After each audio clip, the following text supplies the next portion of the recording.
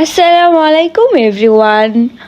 তো আজকে চলে এলাম একটি নতুন ব্লগ নিয়ে। মেলা শুরু হয়ে গেছে আমাদের দিনাজপুরের কান্তজি মেলা। তো আজকে আমরা সবাই মিলে চলে যাচ্ছি কান্তজি মেলায়। আমরা কান্তজি ব্রিজে সবার আগে পৌঁছে গেছি, কারণ আমরা এসেছি বাইকে। আপুরা মাত্র এলো, এসে আমরা একটু ছবি তুললাম। আপু আমার শাড়ি ঠিক করে দিচ্ছিল। তারপর আমরা এখন ঢুকে যাব কান্তজি মেলার ভিতরে, মানে মেলায় বসেছে হরেক রকমের দোকান, খাবার, খেলনাতেই আমার এই ডুগডুগিটা খুব পছন্দ হয়েছিল, ছোট বাচ্চার খেলনা। আর আপু সামনে গিয়ে দেখছিল সংসারের জিনিস কি নেওয়া যায় নতুন সংসারের জন্য আপুর। আর মৌ এপাশে বাঁশি বাজাচ্ছিল।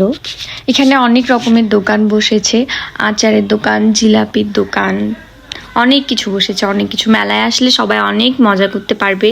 তারপরে ওপাশে আছে চরকি। আমরা আগে মন্দিরের ভিতর ঢুকবো, কারণ ওখানে আমরা কিছু ছবি তুলবো।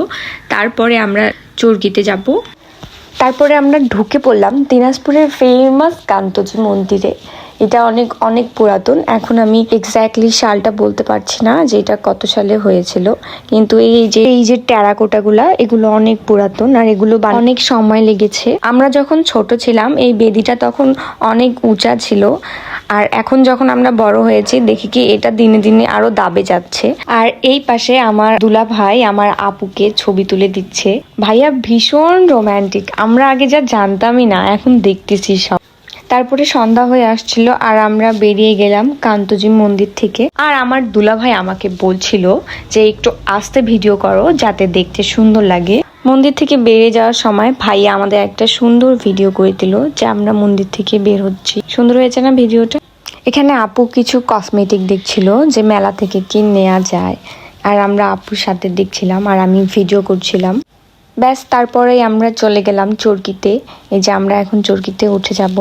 আর এত ভয় পাইছি, এত জোরে জোরে ওরা ঘোরাচ্ছিল, সেই ঝুড়ি ভাজা নিয়ে চরকিতে উঠেছিলাম, খাচ্ছিলাম আর ঘুরছিলাম। তারপরে এত জোরে ঘুরাইছে যে আমরা ভয় পাই গেছি। আর বড় ভাইয়া নিচ থেকে ভিডিও করছিল। তারপরে আমরা নিজেই বলছিলাম যে হইছে ভাইয়া হইছে, আমাদেরকে নামান। পুরা দোলনা ফাঁকা ছিল, তো ওই জন্যই বেশ জোরে হয়েছিল ঘোরানিটা। মেলায় এসেছি, জিলাপি নিব না, এটা কি কখনো হতে পারে? তাই আমরা এখন কিছু জিলাপি নিলাম, নিয়ে এই বাচ্চাদের জিনিসগুলো দেখছিলাম। এখানে অনেক কিছুই রয়েছে কেনার মতো। আমরা কিছু কেনাকাটা করলাম, তারপর জিলাপি নিতে চলে এসেছি। এখানে আমরা একটু ভিডিও করছিলাম। আপুর পাশে বাদাম কিনছিল। তারপরে আমরা রওনা দিলাম। 10 মাইলে এসে আমরা কালাইয়ের রুটির দোকানে থামলাম, থেমে একটু কালাইয়ের রুটি খেয়ে দিয়ে আমরা আবার চলে এলাম বাসায়। এই ছিল আমার আজকের ব্লগ। সুন্দর সুন্দর ব্লগ দেখতে চোখ রাখো আমার পেজে। Thank you everyone. দেখা হবে আবার নেক্সট ব্লগে। নেক্সট ব্লগটি হলো আমার আপুর বিয়ের ব্লগ। আল্লাহ হাফেজ এভরিওয়ান।